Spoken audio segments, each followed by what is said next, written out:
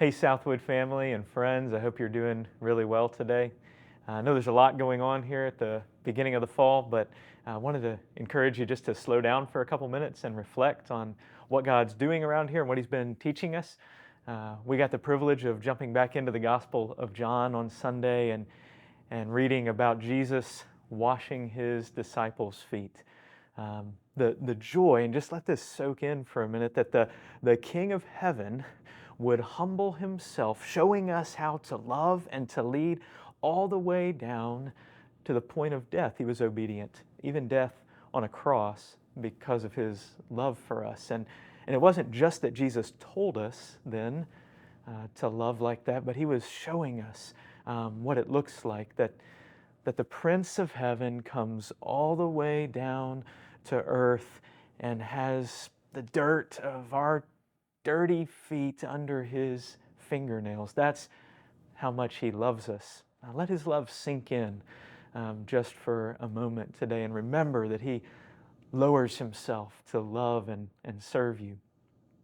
And He does then also call us to wash one another's feet, to love and serve one another, especially as we are called to lead, that's what it's supposed to look like. And I encourage you Sunday to think about who is that in your life that you could lower yourself to serve the way Jesus has served you.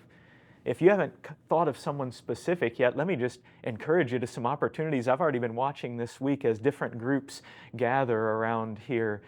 Parents gathering to think about their kids, and elders meeting, and youth leaders meeting, and grace group leaders meeting, even this week. And as you're there, that's the heart behind all of these, that we gather to celebrate that Jesus loves us like that, and that we get to share that kind of love with one another, with our kids, with our neighbors. All of those are places you can think, in the midst of all the busyness and all the extra meetings you have to go to that you didn't have just a couple weeks ago when you were on vacation. All of those are places where God calls us to lower ourselves, to love, to lead, to serve. The great joy of that is that's where you'll meet Jesus. You don't have to work really hard to perform really excellently and climb up to where He is in order to meet Him. When you lower yourself to love and serve someone else, you'll meet Him right there because of how He has lowered Himself to love and serve us. Take a moment to reflect, not just to let the love of Jesus sink in, but to think about, where's it going to be seeping out of me even this week? Where's He calling me to love and lead like Him? We'll get to reflect on that more this Sunday as we talk about Jesus telling us how to love one another.